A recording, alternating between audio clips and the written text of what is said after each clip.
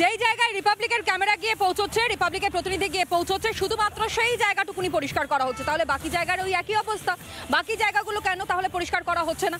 কেন হচ্ছে না দেবুদা? তাহলে আপনারা একটা কাজ করবেন, সারা ভারতে তো আপনাদের চ্যানেল বিভিন্ন জায়গায় কাজ করে, যেখানে যেখানে ময়লা পরিষ্কার হয়, দিল্লি, বোম্বে, গুজরাট, উড়িষ্যা, সব জায়গাতে আপনাদের চ্যানেলের লোক পাঠিয়ে দেবেন, সেখানে সব পরিষ্কার হয়। আপনার পরিবারে কেউ যদি অসুস্থ হয় সরকারি হাসপাতালে নিয়ে যান? অবশ্যই নিয়ে যাই। সরকারি হাসপাতালে 90% লোক চিকিৎসা নেয়। আপনি স্যাটিসফাইড?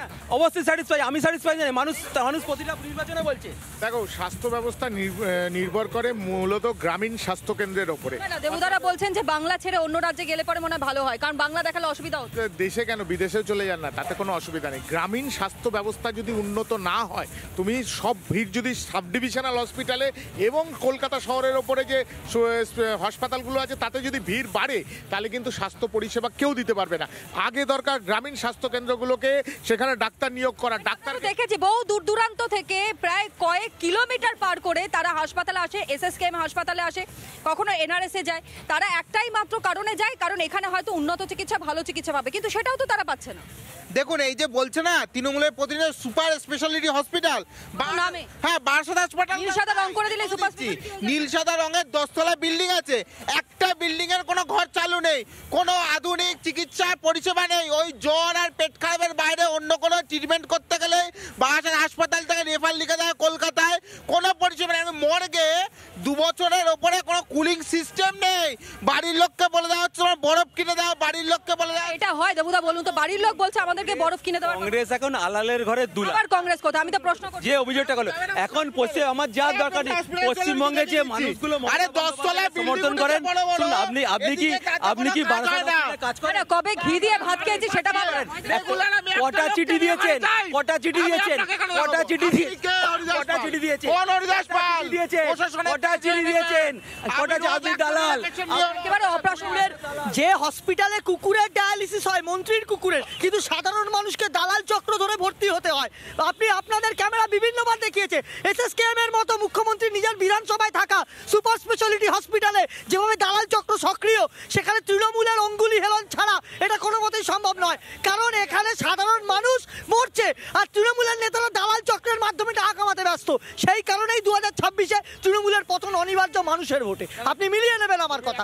বেশ, আমি আসবো রিতেশদা, কিন্তু তার আগে সুকান্ত মজুমদার, কেন্দ্রীয় শিক্ষা প্রতিমন্ত্রী, তিনি স্পষ্ট করে বলছেন যে মমতা বন্দ্যোপাধ্যায় তিনি চোখ যদি কেউ নিয়ে যায় তাহলে তার বদলে টাকা দিচ্ছেন, চাকরি দিচ্ছেন, কিন্তু মমতা বন্দ্যোপাধ্যায়ের কোনো সদিচ্ছা নেই এর সঠিক বিচার যাতে হয়, কোথায় কোন সমস্যা রয়েছে সেটা নজরে আনবার।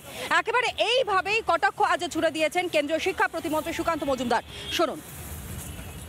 দেখুন, মুখ্যমন্ত্রী যে কোনো জিনিস, রেপ হলেও একটা চাকরি, সিভিক ভলান্টিয়ারের চাকরি বা হোমগার্ডের চাকরি, আর 5 লাখ বা 10 লাখ টাকার ক্ষতিপূরণ, মদ খেয়ে মারা গেলেও তার ক্ষতিপূরণ, আপনার চোখ খুবলে নিল তার ক্ষতিপূরণ, এরপরে শ্লীলতাহানি হলে তার ক্ষতিপূরণ। মুখ্যমন্ত্রী সব কিছু পয়সা দিয়ে আর চাকরি দিয়ে কিনতে চান, কারণ মুখ্যমন্ত্রী বুঝে গেছেন যে বাঙালিকে গরিব করে রাখো, শিল্প করার দরকার নেই, হাতে কাজ দেওয়ার দরকার নেই, চাকরির প্রলোভন দাও আর ভাতা দাও, এই 2 দিয়ে বাঙালির কোমরকে নুব্জ করে রাখো, যাতে বাঙালি মাথা তুলে দাঁড়াতে না পারে।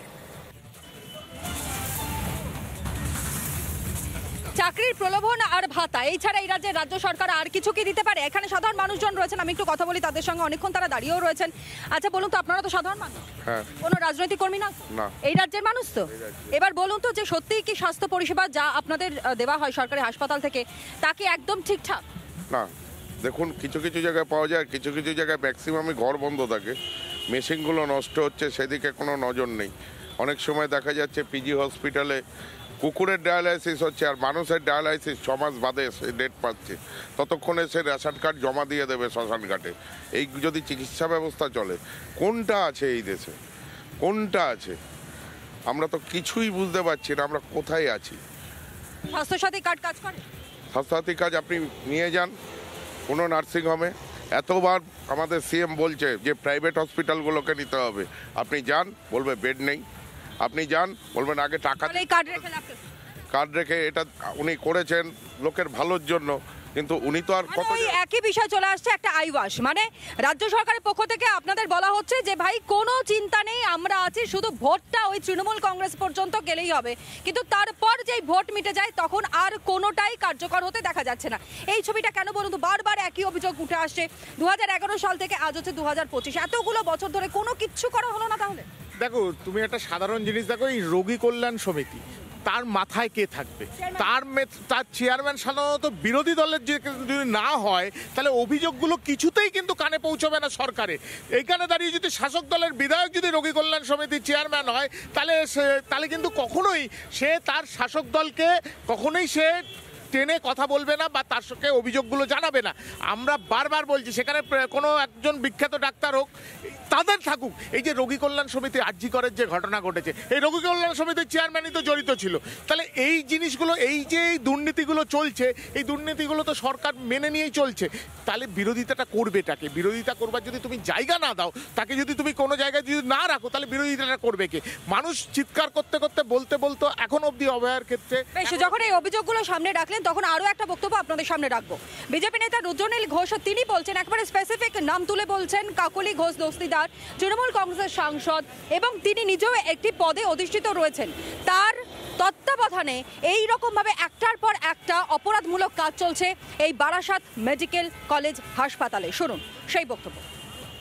এই মেডিকেল কলেজ কাম হসপিটালের যিনি গভর্নিং বডি প্রেসিডেন্ট তিনি কাকলি ঘোষ দস্তিদার তৃণমূলের এমপি। তার নির্দেশেই, তার অঙ্গুলি হেলো নেই, কার্যত এখানে যত দুরাচার অনাচার দুর্নীতি চলে। চোখ চুরি হলো কি করে? মমতা বন্দ্যোপাধ্যায় নাকের বদলে নরুনের মতো, মমতা বন্দ্যোপাধ্যায় চোখের বদলে চাকরি দিয়ে অসহায় পরিবারের মুখ বন্ধ করার চেষ্টা করছেন। মমতা বন্দ্যোপাধ্যায় টাকা দিয়ে মৃত্যু কেনবার জন্য আঁচলে সারাক্ষণ টাকা নিয়ে ঘুরলেও সত্যিটাকে এখন এই চোখ কোথায় গেল? পরিবার চাইছে বিচার, পশ্চিমবঙ্গের মানুষ চাইছে বিচার। মানে যাই কিছু হোক না কেন, অন্ততপক্ষে ব্যাগে টাকা নিয়ে ঘোরা হচ্ছে, যদি কোনো অপরাধ হয়ে থাকে টাকা দিয়ে তা মুখ বন্ধ করবার চেষ্টা চলছে। এটা আজকের ঘটনা নয়, আরজি করার সময়ও কিন্তু এই একই অভিযোগগুলো সামনে এসেছে। দেবুদা রয়েছেন, তিনি যেহেতু তৃণমূল কংগ্রেসকে সমর্থন করেন, আমি একটু জিজ্ঞাসা করি, এত টাকা তৃণমূল কংগ্রেস? শুনুন, আমি খালি বলছে টাকা দিয়ে, খালি বলছে চাকরি দিতে, তাহলে এখনো পর্যন্ত রাস্তায় দাঁড়িয়ে থাকতে হয় কেন চাকরি প্রার্থীদের?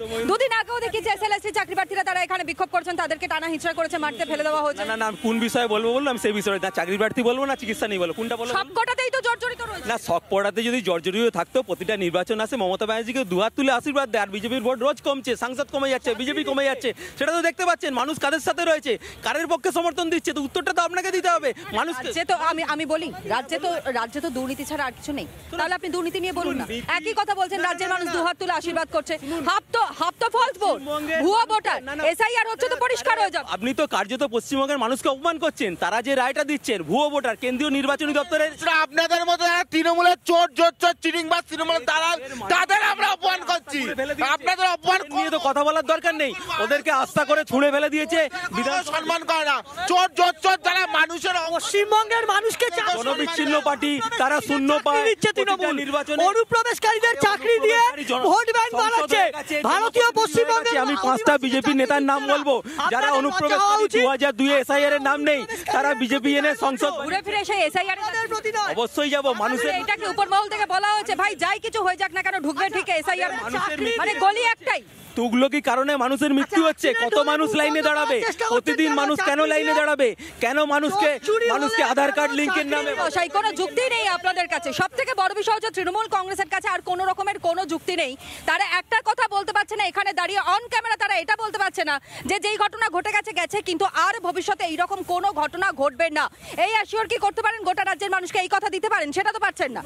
বেশ বোঝা গেছে, অর্থাৎ তাদের মধ্যে এই জিনিসটাই নেই, খালি কথা বলবো, প্রতিশ্রুতি দেবো, কিন্তু প্রতিশ্রুতি পূরণ হবে কিনা সেটা বিষবাও চলে। নানা ধরনের কন্টেন্ট দেখার জন্য লাইক করুন, শেয়ার করুন আমাদের ফেসবুক পেজ, সাবস্ক্রাইব করুন আমাদের ইউটিউব চ্যানেল। পাশাপাশি অন্যান্য ব্রেকিং নিউজের জন্য অবশ্যই চোখ রাখুন রিপাবলিক বাংলায়।